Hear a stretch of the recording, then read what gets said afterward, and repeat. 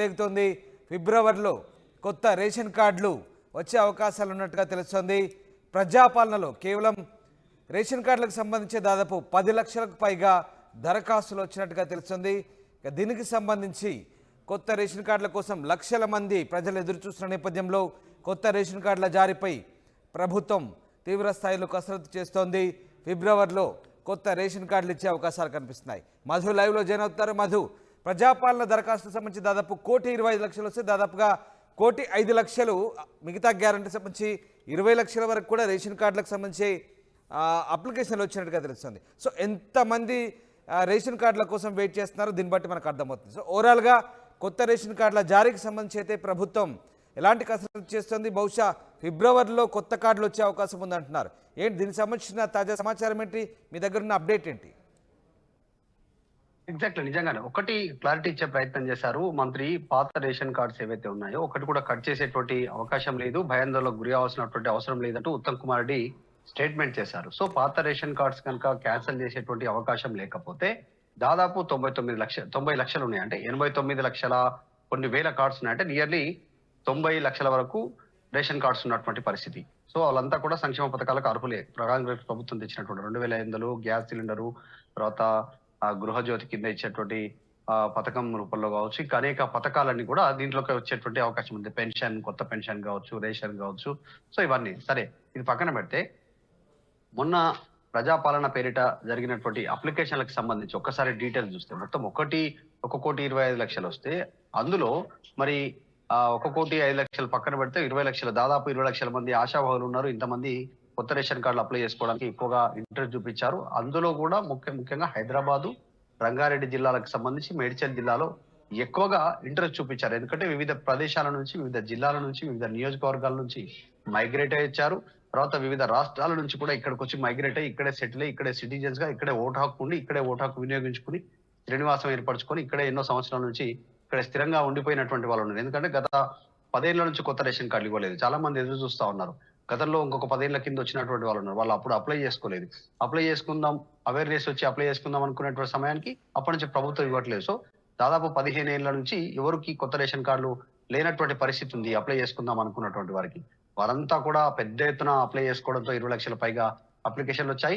దీనిలో ఈసారి ఇంత పెద్ద ఎత్తున అవేర్నెస్ రావడానికి గల కారణం ఏంటంటే కాంగ్రెస్ ప్రతిపక్షంలో ఉన్నప్పుడు ఇచ్చిన ప్రభుత్వంలోకి వస్తే అమలు చేస్తామన్న సంక్షేమ పథకాలే 2,500 రూపాయలు మహిళా అకౌంట్లోకి, 500 రూపాయలకు సిలిండరు, ఇందిరమ్మ ఇండ్లు, తర్వాత పెన్షన్ 4,000 పెన్షన్ ఇస్తామని చెప్పడం కావచ్చు, 200 యూనిట్ల కరెంట్ ఇస్తామని చెప్పడం కావచ్చు. ఇవన్నీ కూడా తెల్ల రేషన్ కార్డు తోటే ముడిపడి ఉండడంతో ఎక్కువ సంఖ్యలో ప్రజల నుంచి రెస్పాన్స్ వచ్చింది, స్పందన వచ్చింది. సో దీనిపైనే ప్రభుత్వం దృష్టి పెడుతుంది. వచ్చేటువంటి జనవరి 30వ తారీఖు లోపల దీనికి సంబంధించిన డేటా ఎంట్రీ అయిపోతుంది, ఫిల్టరేషన్ అయిపోతుంది, ఎంక్వైరీ అయిపోతుంది. 30 తారీఖు నుంచి ఇంటింటి సర్వే ఎంక్వైరీ అవుతుంది. సర్వే జరిగిన తర్వాత దీనికి సంబంధించినటువంటి విషయంలో ప్రజల దగ్గరికి ఎంక్వైరీ అయిపోయిన తర్వాత ఎవరు అర్హులు ఎవరు కాదనేటువంటి తేలేటువంటి అవకాశం ఉంది. సో సంక్షేమ పథకాలన్నీ రేషన్ కార్డుతో ముడిపడి ఉండడంతో వారి ఎత్తున ప్రజలంతా కూడా భారీగా రెస్పాండ్ అవుతూ మరి రేషన్ కార్డు కోసం అప్లై చేసుకున్నటువంటి పరిస్థితి అయితే చాలా స్పష్టంగా కనిపిస్తా ఉంది. ఒకటి, పాత కార్డ్స్ అట్లనే ఉంటాయి, కొత్త వారికి ఇవ్వడానికి ప్రభుత్వం సమాయత్తం అవుతా ఉంది.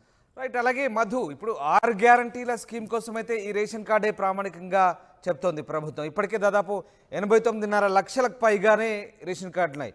సో వాటికి అదనంగానే కొత్త కార్డులు ఉండబోతున్నాయా? మంత్రి కూడా అదే చెప్తున్నారు, పాత కార్డులు తొలగించేది లేదంటున్నారు. అంటే వీటికి అడిషనల్గానే కొత్త కార్డులు జత కాబోతున్నాయి అనుకోవచ్చా? ఖచ్చితంగా కొత్త కార్డ్సే దీనికి జత కాబోతా ఉన్నాయి. ఎందుకంటే డైరెక్ట్ గా సివిల్ సప్లైకి సంబంధించినటువంటి ఆఫీస్ లో ఆ శాఖ మంత్రి, సివిల్ సప్లైస్ మినిస్టరు, నీటిపారుదల శాఖ మంత్రి కూడా ఉత్తమ్ కుమార్ రెడ్డి. కానీ సివిల్ సప్లైకి సంబంధించిన మినిస్టర్ కూడా కాబట్టి ఆ శాఖ అధికారులతో ఉత్తమ్ కుమార్ రెడ్డి రివ్యూ చేస్తూ అసలు రేషన్ తీసుకోవట్లేదు చాలా మంది అనేటువంటిది కంప్లైంట్ రావడం పైన దానిపైన దృష్టి పెట్టారు. సరే, తీసుకుంటున్నటువంటి వారైనా రేషన్ బియ్యం తింటున్నారా అంటూ అధికారులకు క్వశ్చన్ చేశారు. సో వాళ్ళు మౌనంగా ఉన్నారు అధికారులంతా కూడా. ఆ సమయంలో ఆయన అడిగినటువంటి ప్రశ్నకు సమాధానం చెప్పలేనటువంటి పరిస్థితి. దానికి ఆయన ఒకటి చెప్పే ప్రయత్నం చేసినట్టు ఉత్తమ్ కుమార్ రెడ్డి వెంటనే ఆ నాణ్యమైనటువంటి ధాన్యం, అంటే నాణ్యమైనటువంటి బియ్యాన్ని సరఫరా చేస్తే మనం సప్లై చేసేటువంటి సివిల్ సప్లై ద్వారా సప్లై చేసేటువంటి ధాన్యం ప్రజలు తినేటువంటి పరిస్థితి ఉంటుంది. ముక్కిపోయిన బియ్యాన్ని, తినలేనటువంటి వాటిని, నూకలను సప్లై చేస్తే, పాడైపోయినటువంటి బియ్యాన్ని సరఫరా చేస్తే వాళ్ళు కోళ్ల ఫారాలకి, బీర్ల ఫ్యాక్టరీకి, ఇడ్లీ దోశలకు సంబంధించినటువంటి హోటల్స్ కి సప్లై చేస్తా ఉన్నారు. కాబట్టి ఆ ఆ లోతులోకి వెళ్లకుండా ఇప్పుడు ధాన్యం సరఫరాగా ప్రజలకు అందించాలి. దానికోసం మిల్లుల నుంచి ఈ సంవత్సరం ధాన్యం సేకరిస్తే వచ్చే ఏడాది వరకు ఆ ధాన్యం పూర్తిగా ప్రజలకు అందుబాటులో ఉండేలా నిర్ణయం తీసుకోవాలనేటువంటి చెప్పడంతో సో కొత్త కార్డ్స్ వస్తాయి తప్ప పాత కార్డ్స్ పోవు అనేటువంటిది అధికారులకు చెప్పినట్టుగా తెలిసింది. అదే విషయాన్ని మంత్రి గారు కూడా స్పష్టం చేశారు. Right, thanks for the update Madhu. ఇది మొత్తం మీద కొత్త రేషన్ కార్డులపై ప్రభుత్వం అయితే కసరత్తు చేస్తుంది. ఫిబ్రవరిలో కొత్త రేషన్ కార్డులు వచ్చే అవకాశం ఉంది. దాదాపు 20 లక్షల పైగా కొత్త రేషన్ కార్డుల కోసం దరఖాస్తు చేస్తున్నారు. వాళ్ళందరికీ కూడా ఫిబ్రవరిలో డేటా ఎంట్రీ పూర్తయ్యాక కొత్త రేషన్ కార్డులు జారీ చేసే అవకాశాలు కనిపిస్తున్నాయి.